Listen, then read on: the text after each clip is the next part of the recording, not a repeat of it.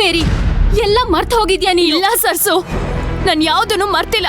ಆ ಯದುನ ನಾನು ಯಾವುದೇ ಕಾರಣಕ್ಕೂ ಕ್ಷಮಿಸಲ್ಲ. ಮತ್ತೆ ಏನಿದೆಲ್ಲ? ನನಗ್ ನಿನ್ ನಡವಳಿಕೆನೇ ಅರ್ಥ ಆಗ್ತಿಲ್ಲ ಕಾವೇರಿ. ಆ ಯದು ನನ್ನ ಲೈಫ್ನ ಹಾಳು ಮಾಡ್ದ ಅಲ್ವಾ, ಅದೇ ರೀತಿ ನಾನು ಅವನ ಲೈಫ್ನ ಹಾಳು ಮಾಡ್ತೀನಿ. ಪ್ರತಿದಿನ ಪ್ರತಿ ಕ್ಷಣ ನನ್ನನ್ನ ಯಾಕಾದ್ರೂ ಮದ್ವೆ ಆದ್ನಪ್ಪ ಅಂತ ಅವನು ಕೊರಗಬೇಕು. ಚಿತ್ರ ಹಿಂಸೆಯಿಂದ ನಳ್ಳಿ ನಳ್ಳಿ ಸಾಯ್ಬೇಕು. ಒಟ್ನಲ್ಲಿ ಅವನ ಲೈಫ್ನ ನಾನು ಪೂರ್ತಿಯಾಗಿ ಹಾಳು ಮಾಡ್ತೀನಿ. ಅಂದ್ರೆ ನಾನು ಅವನ್ನ ಮದ್ವೆ ಆಗ್ತಿರದ್ದೇ ಅವನ್ಗೊಂದು ದೊಡ್ಡ ಪನಿಷ್ಮೆಂಟ್ ಸರ್ಸು. ಅವನು ನಳ್ಳಿ ನಳ್ಳಿ ಸಾಯ್ಬೇಕು.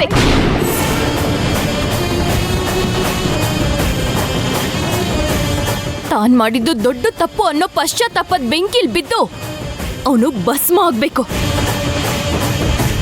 ಒಟ್ನಲ್ಲಿ ಅವನ ಮೇಲಿನ ಸೇಡಿಗೆನೆ ನಾನು ಅವನ್ನ ಮದುವೆ ಆಗೋದಕ್ಕೆ ಒಪ್ಕೊಂಡಿರೋದು. ಇದೆಂತ ರಿವೆಂಜ್ ಕಾವೇರಿ? ಇದ್ರಿಂದ ನಿನ್ ಲೈಫ್ ಕೂಡ ಹಾಳಾಗುತ್ತೆ.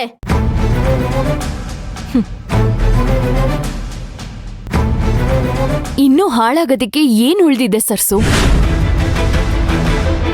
ನನ್ನ ಲೈಫ್ನ ಸರಿ ಮಾಡ್ಕೋಬೇಕು ಅಂತ ನಾನು ಎಷ್ಟು ಪ್ರಯತ್ನ ಪಟ್ಟೆ, ಆದ್ರೆ ಎಲ್ಲ ದಾರಿನೂ ಮುಚ್ಚಿ ಹೋಗಿದೆ. ಇನ್ ನನ್ನ ಲೈಫ್ ಸರಿಯಾಗೋದಕ್ಕೆ ಸಾಧ್ಯನಾ? ನನ್ನ ಆಸೆ ಕನಸುಗಳನ್ನೆಲ್ಲ ನುಂಗಿ ನೀರ್ ಕುಡಿದ್ಬಿಟ್ಟ ಆ ಪಾಪಿ. ಅಂತವನ್ನ ನಾನ್ ಸುಮ್ನೆ ಬಿಡ್ಬೇಕಾ ಸರ್ಸು? No, never. ನಿನಗಿನ್ನೊಂದು ವಿಷಯ ಗೊತ್ತಾ? ನನ್ನ ಜಾತಕದಲ್ಲಿ ದೋಷ ಇದೆಯಂತೆ. ನಾನು ಯಾರನ್ನೇ ಮದುವೆ ಆದ್ರೂ ಜೀವಕ್ಕೆ ಗಂಡಾಂತರ ಇದೆ. ಆಕಾಶ್ ಮತ್ತೆ ನನ್ನ ಜಾತಕ ಹೊಂದಾಣಿಕೆ ಆಗಿದ್ರಿಂದ ಅದರಿಂದ ಯಾವ ಸಮಸ್ಯೆನೂ ಇರ್ಲಿಲ್ಲ. ಆದ್ರೆ ಈಗ ಅದೇ ದೋಷದಿಂದ ಅವ್ನು ಸಾಯೋ ಹಾಗೆ ಆಗ್ಬೇಕು.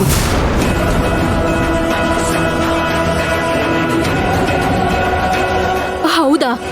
ಅಂತದನ್ ದೋಷ ಇದೆಯಾ ನಿನ್ ಜಾತಕದಲ್ಲಿ?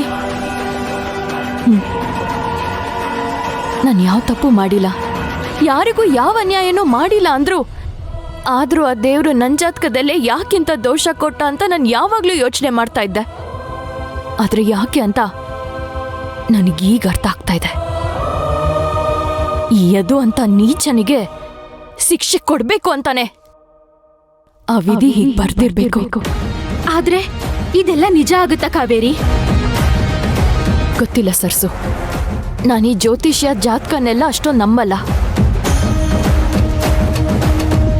ಪಾಪ ಪ್ರೀತು ನನ್ನನ್ನ ತುಂಬಾ ಪ್ರೀತಿಸ್ತಾನೆ. ಅವನ್ನ ಮದ್ವೆ ಆಗಿ ಯಾಕೆ ಅವನ ಜೀವನನ ನಾವು ಅಪಾಯ ಕೊಡ್ಬೇಕಲ್ವಾ? ಅವನೇನೇ ಆದ್ರೂ ಹೇಗೆ ಆದ್ರೂ ಆರಾಮಾಗಿ ಹ್ಯಾಪಿಯಾಗಿರ್ಬೇಕು. ಅದೇ ನನ್ನ ಇಂಟೆನ್ಷನು.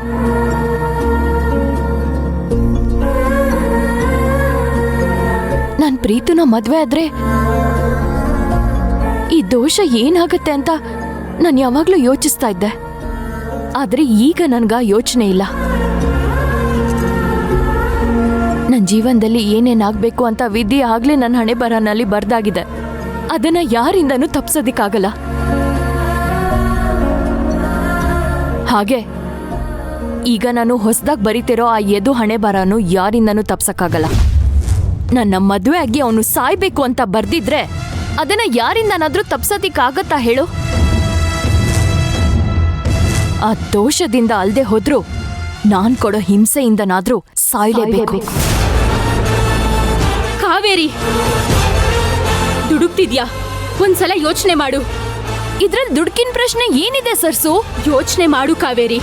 ಯದು ಸತ್ರೆ ನಂತರ ಆ ಮಗು ನೋಡ್ಕೊಳ್ಳೋರು ಯಾರು? ನೆನ್ಪಿದೆ ತಾನೆ ಈ ಮಗು ಅವಂದು ಅಂತ? ಯೋಚನೆ ಮಾಡು ಕಾವೇರಿ. ಈ ಮಗುಗೆ ತಂದೆ ಯಾರು?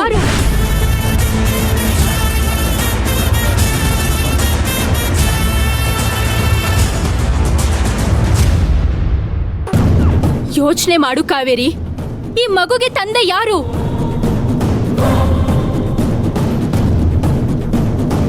ಹಾಗಂತ ನಾನ್ ಪ್ರೀತುಗೆ ಎದು ಮಗು ನನ್ನ ಹೊಟ್ಟೆನಲ್ಲಿ ಬೆಳೀತಾ ಇದೆ.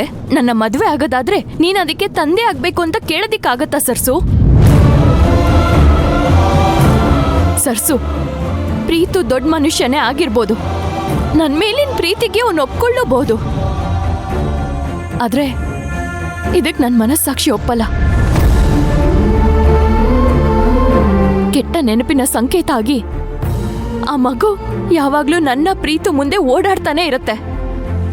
ಆಗ ಎದ್ದು ನೆನ್ಪಿಗೆ ಬಂದು ನನಗ್ ಚಿತ್ರ ಹಿಂಸೆ ಆಗತ್ತೆ. ನನ್ಗದೊಂದು ಬದುಕನ್ನ ನೆನೆಸ್ಕೊಂಡ್ರೇನೆ ನನ್ಗೆ ಅಸಹ್ಯ ಅನ್ಸತ್ತೆ ಸರ್ಸು.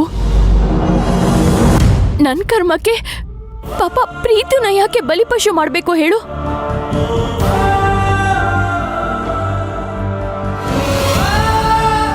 ಅದು ಅಲ್ದೆ ಪ್ರೀತುಗೆ ಎದುನ ಕಂಡ್ರೆ ಆಗಲ್ಲ. ಮುಂದೆ ಅವನು ಈ ಮಗುನ ಅವನ್ ಮಗು ಅಂತ ಒಪ್ಕೋತಾನೆ ಅಂತ ಏನ್ ಗ್ಯಾರಂಟಿ ಹೇಳು? ಯಾರೋ ಮಾಡಿರೋ ತಪ್ಪಿಗೆ ಪಾಪ ಆ ಮಗು ಯಾಕೆ ಸರ್ಸು ಶಿಕ್ಷೆ ಅನ್ಭವಿಸ್ಬೇಕು?